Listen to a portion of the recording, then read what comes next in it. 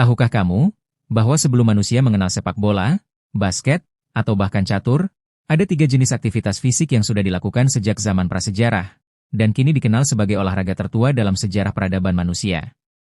3 olahraga itu adalah berburu, lari, dan gulat. Berburu, pada awalnya bukan sekadar hobi atau ajang kompetisi. Di masa lalu, ini adalah soal hidup dan mati. Nenek moyang kita bergantung pada kemampuan berburu untuk mendapatkan makanan. Mereka harus menyusun strategi, mengamati gerak-gerik hewan buruan, lalu mengendap, mengejar, dan melumpuhkan mangsa.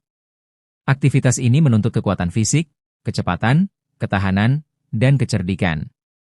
Seiring waktu, keterampilan berburu menjadi ajang pembuktian diri bagi para lelaki di banyak suku kuno, bahkan dianggap sebagai tanda kedewasaan.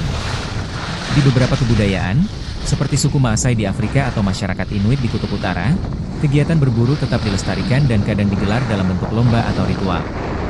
Kemudian ada lari, sebuah aktivitas yang begitu mendasar namun luar biasa penting. Sejak dulu, manusia harus berlari untuk mengejar mangsa atau justru melarikan diri dari predator yang lebih besar.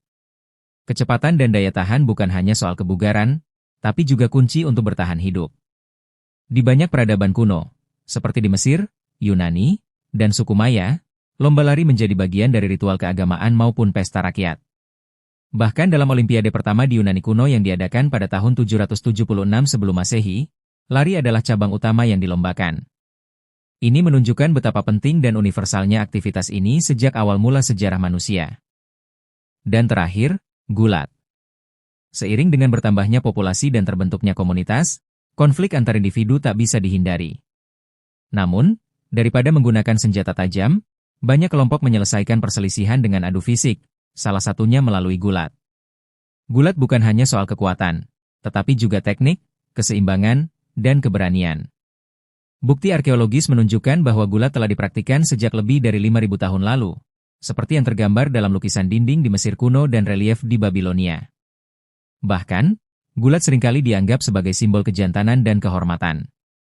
Di banyak budaya, gulat dijadikan tradisi yang diwariskan dari generasi ke generasi, seperti dalam sumo di Jepang atau gulat tradisional di Mongolia dan Turki. Jadi, meskipun dunia kini dipenuhi dengan berbagai jenis olahraga modern yang canggih, berburu, lari, dan gulat tetap memiliki tempat istimewa dalam sejarah umat manusia. Ketiganya bukan hanya kegiatan fisik, melainkan bagian dari perjuangan hidup, budaya, dan identitas manusia sejak zaman purba.